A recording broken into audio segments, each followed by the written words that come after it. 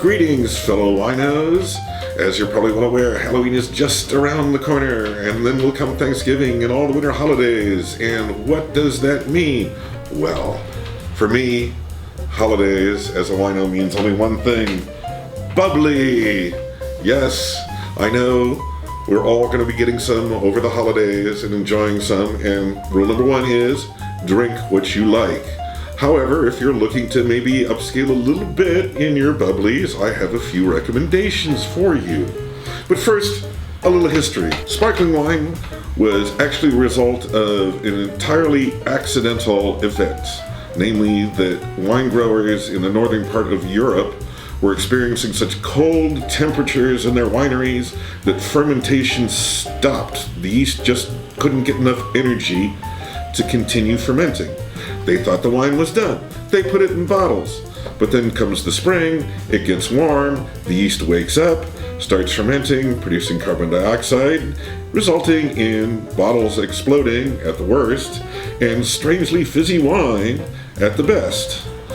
Now, after about 200 years or so, they finally figured out what was going on. They basically had to figure out what yeast was and exactly what the process was, but eventually they learned how to control this.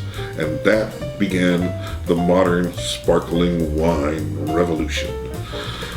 The first wine that I'm going to talk about is from Italy. This has become one of the most popular sparkling wines these days. It's called a Prosecco. This particular bottle is from a sub-region of Prosecco, which is northern Italy, called Superiore. It's the Prosecco Superiore. Now, Prosecco is made using one of the two techniques that you can use to make sparkling wine. It uses what's called the Charmat process. This is where the secondary fermentation is done in a very large but pressurized vessel, and then the wines are bottled under pressure. Look for some Proseccos.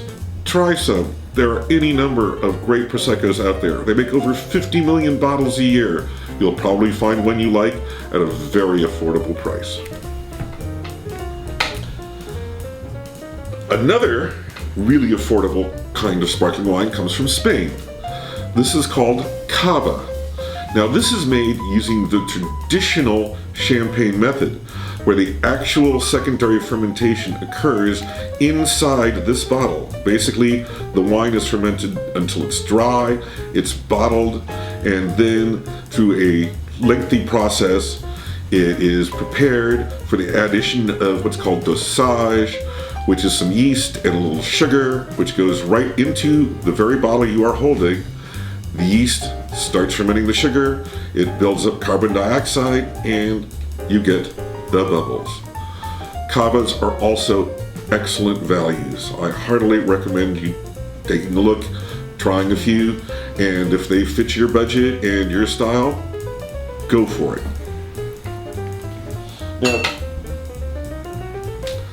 Now, there are also some really inexpensive French sparklers. These are also made using the traditional champagne method, but because they don't come from Champagne in France, they can't call themselves champagne.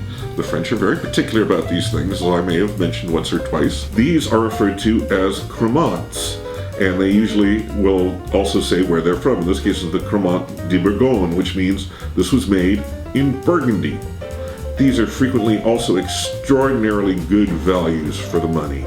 So if you have a really good wine store that's carrying some of these, you might want to check them out. We've also been making champagne-style wines in California for quite some time, and have garnered so much attention that all the big champagne producers in France now own vineyards and are making bubbly in California. However, there are a few independents, some who've been there for quite some time. This is one of my particular favorites. It's from Schramsberg. They've been making champagne-style sparkling wine for decades now and do a really excellent job. It's a little more pricey than the wines that I've been showing you before, but if it's a really special occasion or you feel like you want to splurge a little bit, I heartily recommend looking into some of the really good California champagne-style sparkling wines. Finally, if you absolutely must have the real deal champagne from the Champagne region in France, there's really no substitute. However, there are many, many small producers in the Champagne region that are just now being imported into the United States, and they're usually less than half the price of the really famous names like Dom Perignon, Roederer, Cristal, things like that. And as such, represent a relative bargain for when you want the good stuff. I'm going to show you how to properly open a nice bottle of bubbly. Let's go with the Cremant. First you have to find where the little circle is, and we just remove the foil. I always put my hand on top because once I undo this, it may start to move. And now I'm going to put a little towel over it just in case there's a little spillage. I know it's fun to see the corks fly, but you actually are doing damage to the wine when you do that. So now you'll notice I'm holding the cork steady in my right hand and twisting the bottle in my left. You always hold the cork and twist the bottle until that moment that says you're ready.